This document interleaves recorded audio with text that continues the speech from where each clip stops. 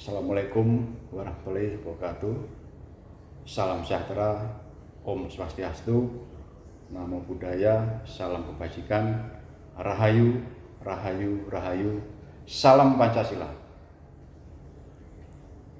Pada kesempatan ini saya ingin memperkenalkan diri terlebih dahulu. Nama saya Dr. Gregorius Hermawan Kristianto, Sarjana Hukum, Magister Hukum, dipanggil Pak Greg. Saya saat ini adalah peserta pelatihan pembinaan ideologi Pancasila. Adapun tugas dan jabatan saya saat ini yaitu selaku Kepala Bidang Program dan Evaluasi pada Pusdiklat Manajemen dan Kepemimpinan Badan Pendidikan dan Pelatihan Kejaksaan Republik Indonesia. Dalam kesempatan ini saya akan menyampaikan materi tentang pembangunan nasional berdasarkan Pancasila. Hal ini sesuai dengan materi yang pernah saya ambil pada saat itu mengikuti pelatihan pembinaan ideologi Pancasila tahap pertama. Pertama-tama adalah bahwa kondisi saat ini di Indonesia sedang mengalami suatu peristiwa yang mana kondisi masyarakat penuh dengan permasalahan-permasalahan yang kompleks. Hari ini selaras dengan perkembangan dunia atau perkembangan global, bahwa negara Indonesia saat ini terdiri dari berbagai macam suku, terdiri dari beberapa pulau, provinsi, jumlah bahasa yang beraneka macam, di antaranya provinsi ada 38, kemudian pulau ada 17.380, suku bangsa Indonesia ada 340, dan bahasa daerah ada 718. Adanya berbagai macam ragam, banyaknya pulau, bahasa, suku, ini adalah cerminan jati diri bangsa Indonesia. Dan ini adalah kelebihan dari negara kita Indonesia. Kemudian selaku aparatur sipil negara, kita selaku pembuat dan pelaksana kebijakan publik, tentunya kita harus melaksanakan segala peraturan undang-undangan yang telah ditetapkan oleh pemerintah, oleh negara. Sekaligus kita selaku aparatur pelayan publik, di mana kita memberikan pelayanan kepada masyarakat baik sesuai dengan tugas dan fungsi kita masing-masing dalam pelaksanaan tugas jabatan di instansi pemerintah maupun dalam kehidupan sehari-hari di masyarakat. Kita memberikan suatu pelayanan publik serta kita selaku menjadi perekat dan pemersatu bangsa. Itu adalah tugas dari aparatur sipil negara sebagaimana diamanatkan dalam Undang-Undang ASN. Nah, Bapak Ibu, bahwa kesamaan rasa yang dimiliki dan memiliki serta adanya rasa cinta tanah air, nasionalisme itu akan menjadikan eksistensi suatu bangsa. Nah, untuk itulah diperlukan semangat cinta tanah air, semangat nasionalisme yang mana itu disemangati oleh kecintaan kita pada bangsa dan negara ini serta mengimplementasikan nilai-nilai Pancasila. Nah, jadi kalau kita lihat beberapa permasalahan bangsa yang terkait dengan dampak dari globalisasi ini banyak sekali. Di antaranya ada perdagangan bebas, ada narkoba yang selama ini belum selesai tuntas, selalu ada terus kasus-kasus penyalahgunaan narkotika dan obat-obatan terlarang.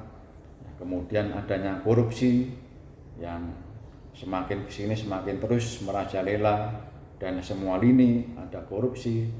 Kemudian adanya tantangan revolusi industri 4.0, hal ini tentu menjadi tantangan permasalahan kompleks yang ada di tanah air. Kemudian kriminalitas yang terjadi di sekitar kita, di negara kita, baik di perkotaan maupun di pedesaan.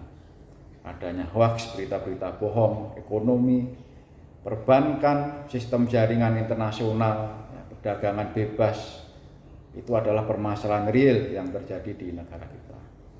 Adanya transnational crime, narkoba, terorisme, illegal mining, logging, fishing, human trafficking, penyelundupan, konflik komunal. Perubahan-perubahan yang secara kompleks terjadi di negara kita tentu harus diantisipasi. Adanya perubahan-perubahan dalam bentuk digital, iptek, itu juga mempengaruhi perkembangan global dan perkembangan masyarakat di Indonesia.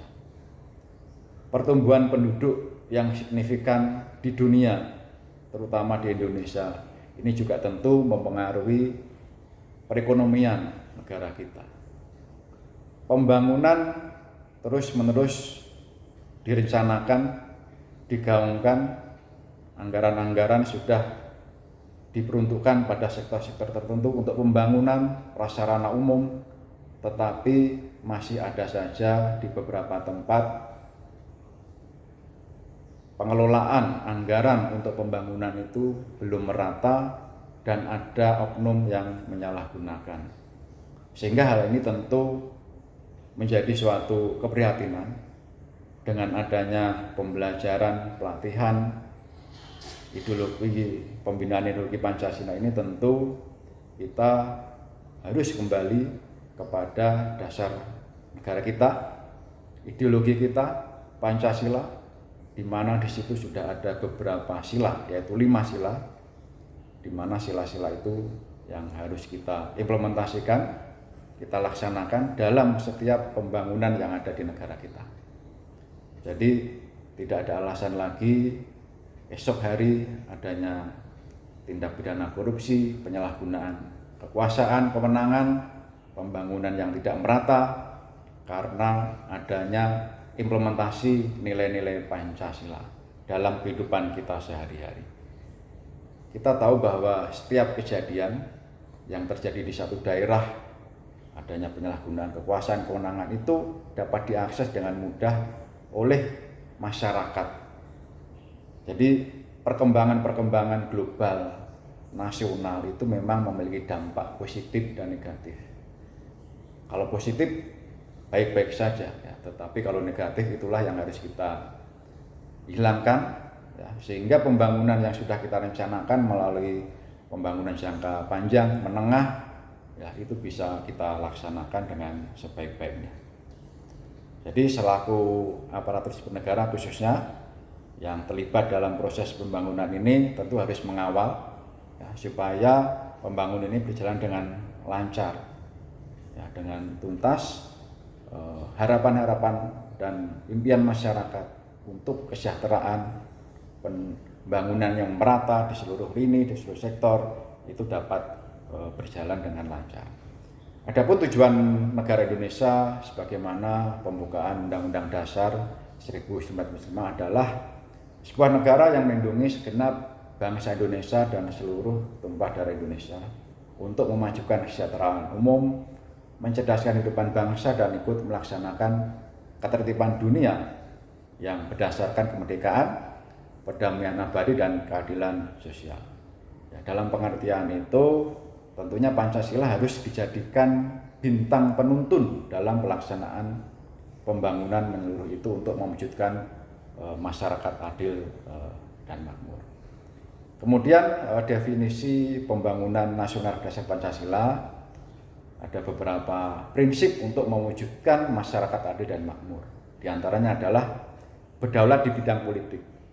Nah, kita dalam politik sudah diatur, ya, dalam undang-undang pemilu, ya, rakyat, masyarakat juga sudah memberikan suaranya dalam pemilu tersebut, baik pemilihan presiden, legislatif, ya, kepala daerah, itu sebagai bentuk dari berdaulat di bidang politik. Kemudian berdiri di atas kaki sendiri di bidang ekonomi.